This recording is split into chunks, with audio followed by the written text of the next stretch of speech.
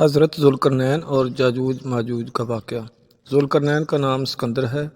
یہ حضرت خضر علیہ السلام کے خالہ زاد بھائی ہیں اور حضرت سام بن نوح علیہ السلام کی اولاد میں سے ہیں، اور یہ ایک بڑھیا کے اکلوتے فرزند ہیں۔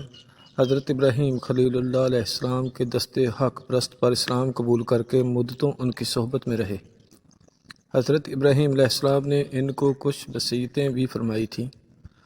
حضرت ذوالقرنین نبی نہیں ہیں بلکہ نیک آدمی تھے اور ولایت کے شرف سے سرفراز ہوئے۔ حضور صلی اللہ علیہ وآلہ وسلم نے فرمایا کہ یہ ذوالقرنین دو سینگوں والے کے لقب سے اس لیے مشہور ہو گئے کہ انہوں نے دنیا کے دو سینگوں یعنی دو کناروں کا چکر لگایا، اور بعد کا قول ہے کہ ان کے دور میں لوگوں کے دو قرن ختم ہو گئے۔ 100 برس کا ایک قرن ہوتا ہے، اور بعد اس کے قائل ہیں کہ خود ان کے سر پر دونوں طرف ابھار تھا جو سینگ جیسا نظر آتا تھا، اور بعدوں نے یہ وجہ بتائی کہ چونکہ ان کے باپ اور ماں نجیب الطرفین اور شریف زادہ تھے، اس لیے لوگ ان کو ذوالقرنین کہنے لگے۔ اللہ تعالیٰ نے ان کو تمام روئے زمین کی بادشاہی عطا فرمائی تھی۔ دنیا میں کل 4 بادشاہ ایسے ہوئے ہیں جن کو پوری زمین کی پوری بادشاہی ملی۔ ان میں 2 مومن تھے اور 2 کافر۔ مومن تو حضرت سلیمان علیہ السلام اور ذوالقرنین ہیں، اور کافر ایک بخت نصر اور دوسرا نمرود ہے۔ اور تمام روئے زمین کے ایک 5ویں بادشاہ اس امت میں ہونے والے ہیں جن کا اسم گرامی حضرت امام مہدی ہے۔ قرآن مجید میں حضرت ذوالقرنین کے 3 سفروں کا حال بیان ہوا ہے جو سورہ کہف میں ہے۔ ہم قرآن مجید ہی سے ان تینوں سفروں کا حال تحریر کرتے ہیں جن کی رداد بہت ہی عجیب اور عبرت خیز ہے۔ پہلا سفر، حضرت ذوالقرنین نے پرانی کتابوں میں پڑھا تھا کہ سام بن نوح علیہ السلام کی اولاد میں سے ایک شخص آب حیات کے چشمہ میں پانی پی لے گا تو اس کو موت نہ آئے گی۔ اس لیے حضرت ذوالقرنین نے مغرب کا سفر کیا۔ آپ کے ساتھ حضرت خضر علیہ السلام بھی تھے۔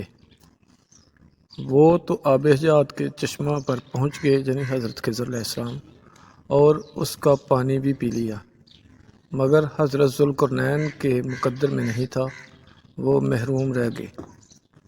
اس سفر میں آپ جانب مغرب روانہ ہوئے تو جہاں تک وادی کا نام و نشان ہے اور وہ سب منزلیں طے کر کے آپ ایک ایسے مقام پر پہنچے کہ انہیں سورج غروب کے وقت ایسا نظر آیا کہ وہ ایک سیاہ چشمہ میں ڈوب رہا ہے، جیسا کہ سمندری سفر کرنے والوں کو آفتاب سمندر کے کالے پانی میں ڈوبتا نظر آتا ہے۔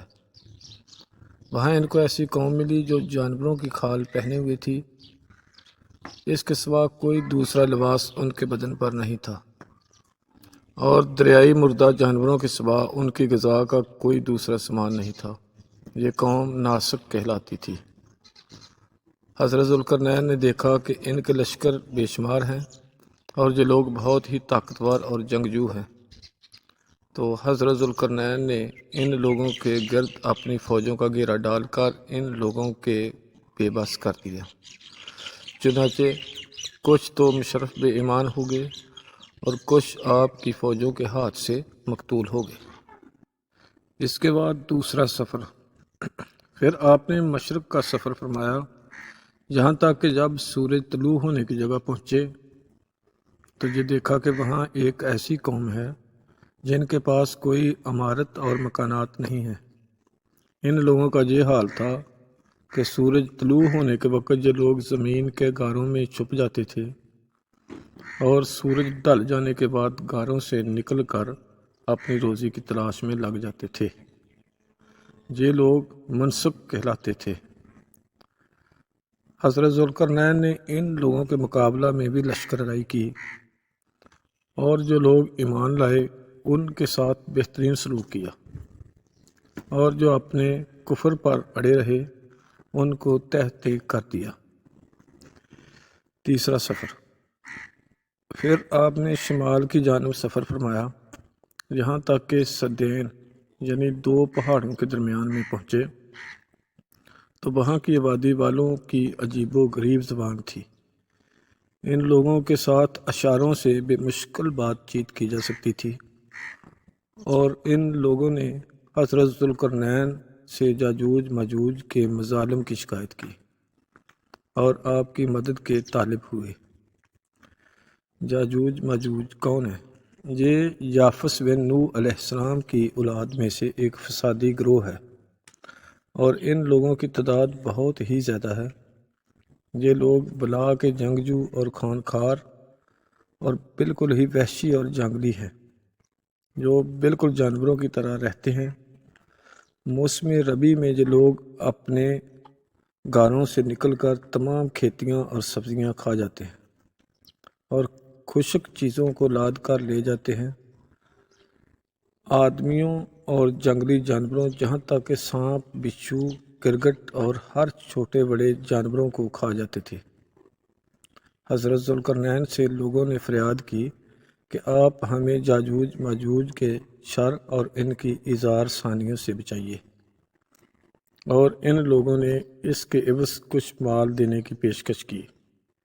تو حضرت ذوالقرنین نے فرمایا کہ مجھے تمہارے مال کی ضرورت نہیں ہے، اللہ تعالیٰ نے مجھے سب کچھ دیا ہے، بس تم لوگ جسمانی محنت سے میری مدد کرو۔ چنانچہ آپ نے دونوں پہاڑوں کے درمیان بنیاد کھدوائی۔ جب پانی نکل آیا تو اس پر پگھلائے تانبے کے گارے سے پتھر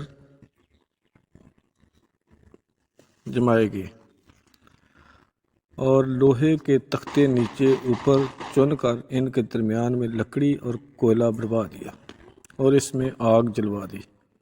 اس طرح یہ دیوار پہاڑ کی بلندی تک اونچی کر دی گئی اور دونوں پہاڑوں کے درمیان کوئی جگہ نہ چھوڑی گئی۔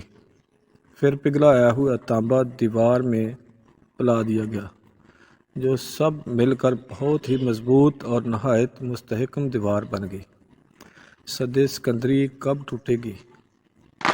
حدیث شریف میں ہے کہ یاجوج ماجوج روزانہ اس دیوار کو توڑتے ہیں، اور دن بھر جب محنت کرتے کرتے اس کو توڑنے کے قریب ہو جاتے ہیں تو ان میں کوئی کہتا ہے کہ اب چلو باقی کو کل توڑ ڈالیں گے۔ دوسرے دن جب اس دیوار کے ٹوٹنے کا وقت آئے گا تو ان میں کہنے والا کہے گا کہ اب چلو انشاءاللہ تعالی کل اس دیوار کو توڑ ڈالیں گے۔